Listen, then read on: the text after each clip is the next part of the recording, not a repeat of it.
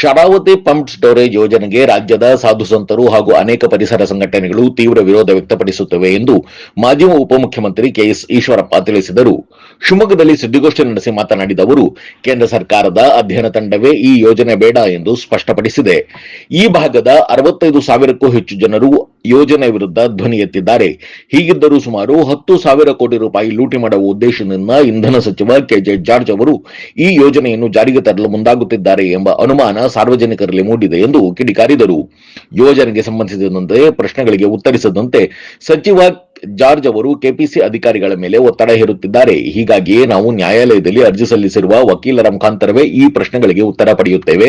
ಪಶ್ಚಿಮ ಘಟ್ಟದ ಸೂಕ್ಷ್ಮ ಪರಿಸರವನ್ನು ಉಳಿಸುವ ಸಲುವಾಗಿ ನಡೆಯುತ್ತಿರುವ ಈ ಹೋರಾಟದಲ್ಲಿ ಎಲ್ಲಾ ಪರಿಸರ ಪ್ರೇಮಿಗಳು ಭಾಗವಹಿಸಬೇಕು. ಕೇಂದ್ರ ಸರ್ಕಾರದ ಗಮನ ಸೆಳೆಯಲು ಈ ಯೋಜನೆ ವಿರುದ್ಧ ಬೃಹತ್ ಅಹೋರಾತ್ರಿ ಧರಣಿ ಸತ್ಯಾಗ್ರಹ ನಡೆಸಲಾಗುವುದು ಎಂದು ಅವರು ತಿಳಿಸಿದರು. ಪರಿಸರ ವಿರೋಧಿ ಹಾಗೂ ಜನವಿರೋಧಿಯಾಗಿರುವ ಈ ಯೋಜನೆ ಸಂಪೂರ್ಣವಾಗಿ ನಿಲ್ಲುವವರೆಗೆ ರಾಷ್ಟ್ರಭಕ್ತರ ಬಳಗವು ನಿರಂತರವಾಗಿ ಹೋರಾಟ ನಡೆಸಲಿದೆ ಎಂದು ಈಶ್ವರಪ್ಪ ಎಚ್ಚರಿಕೆ ನೀಡಿದರು. ಒಂದು ಸಣ್ಣ ಬ್ರೇಕ್ ನಂತರ ಕೆಎಸ್ ಈಶ್ವರಪ್ಪ ಅವರು ಈ ಹೋರಾಟದ ಮುಂದಿನ ಹಂತಗಳ ಬಗ್ಗೆ ಏನೆಲ್ಲ ಹೇಳಿದ್ದಾರೆ ಕೇಳೋಣ ಬನ್ನಿ.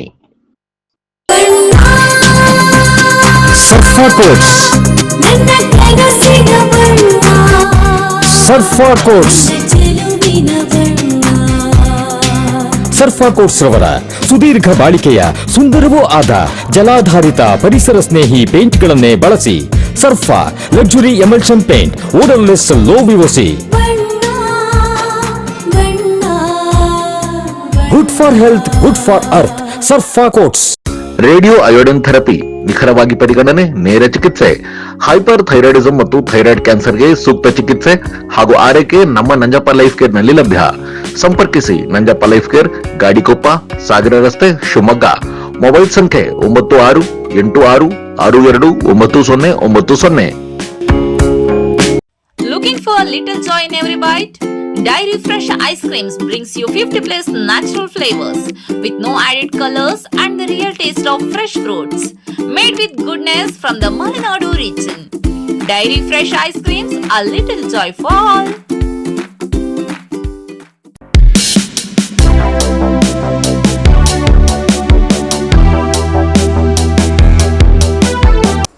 ಇಡೀ ರಾಜ್ಯದ ಸಾಧು ಸಂತರೆಲ್ಲರೂ ಕೂಡ ವಿರೋಧ ಮಾಡ್ತಾ ಇದ್ದಾರೆ.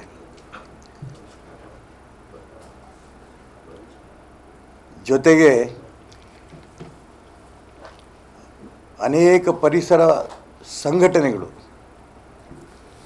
ವಿರೋಧ ಮಾಡ್ತಾ ಇದ್ದಾರೆ.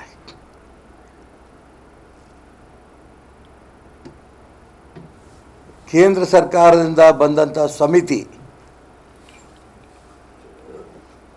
ಇದು ಬೇಡ ಅನ್ನಂಥ ವರದಿ ಕೊಟ್ಟಿದೆ. ನಾಗರಿಕರು 69,000ಕ್ಕೂ ಹೆಚ್ಚಿಗೆ 65,000ಕ್ಕೂ ಹೆಚ್ಚಿಗೆ ನಾಗರಿಕರು ನೇರವಾಗಿ ಲಿಖಿತವಾಗಿ ಇದು ಬೇಡ ಅಂತ ಬರೆದು ಕೊಟ್ಟಿದ್ದಾರೆ. ಯಾತಕ್ಕೆ ಹಠ? 10,000 ಕೋಟಿಯನ್ನ ಲೂಟಿ ಮಾಡೋದಕ್ಕೆ ಏನೇ ನಷ್ಟ ಆದರೂ ಕೂಡ ನಾನು ತಯಾರು ಅನ್ನೋಂಥ ಪ್ರಯತ್ನ ಕರ್ನಾಟಕ ರಾಜ್ಯದ ಇಂಧನ ಸಚಿವರಾದ ಜಾರ್ಜ್ ಅವರು ಮಾಡ್ತಾ ಇದ್ದಾರೆ ಅನ್ನೋಂಥ ಅನುಮಾನ ಎಲ್ರಿಗೂ ಬರ್ತಾ ಇದೆ.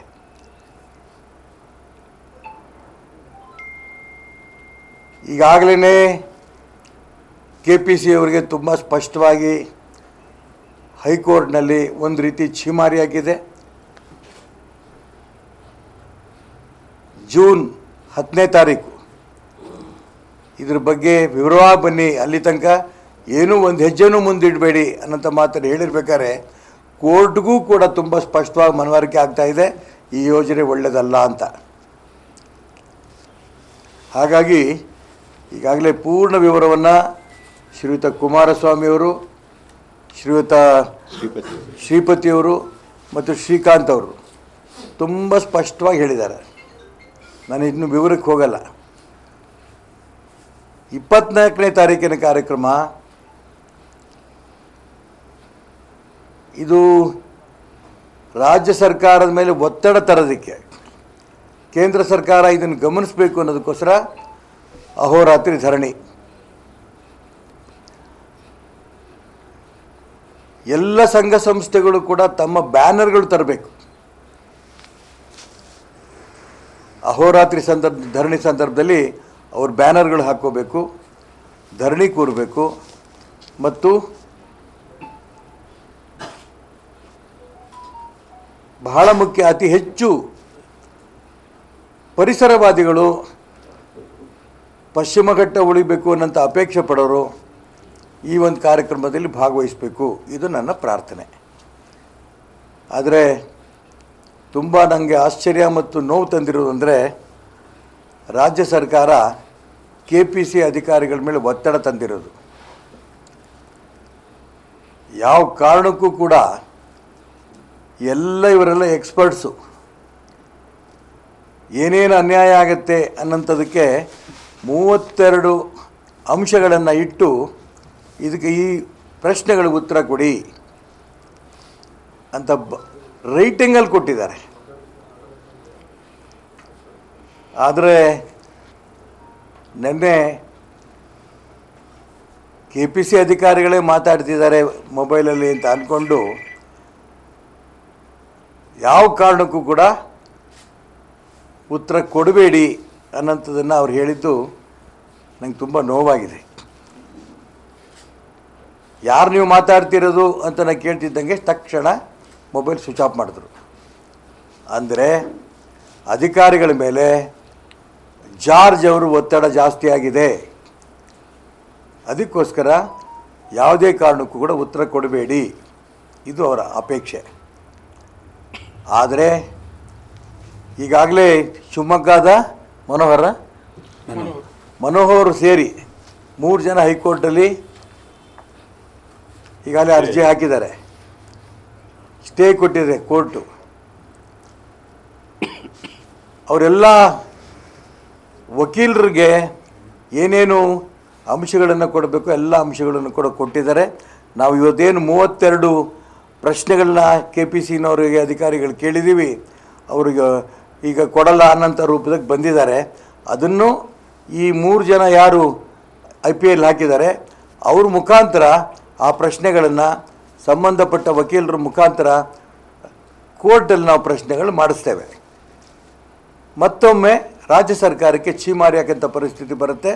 ಒಟ್ಟಾರೆ ಈ ಒಂದು ಪ್ರಾಜೆಕ್ಟು ಇದು ಪರಿಸರ ಹಾನಿ ಆಗ್ತಾ ಇರೋಂಥ ಪ್ರಾಜೆಕ್ಟು, ಜನವಿರೋಧಿ ಪ್ರಾಜೆಕ್ಟ್ ಆಗಿದೆ. ಈ ಪ್ರಾಜೆಕ್ಟ್ ಆಗೋದಕ್ಕೆ ಯಾವುದೇ ಕಾರಣಕ್ಕೂ ಕೂಡ ಪರಿಸರಕ್ಕೆ ನಾವು ಮತ್ತು ರಾಷ್ಟ್ರಭಕ್ತ ಬಳಗ ಯಾವ ಕಾರಣಕ್ಕೂ ಬಿಡಲ್ಲ. ಮುಗಿಯೋ ತನಕನೂ ಕೂಡ ಈ ಪ್ರಾಜೆಕ್ಟನ್ನು ರಿಜೆಕ್ಟ್ ಆಗೋ ತನಕ ಕೂಡ ನಾವು ಎಲ್ಲ ರೂಪದ ಹೋರಾಟಗಳನ್ನು ಮುಂದುವರಿಸ್ತೇವೆ.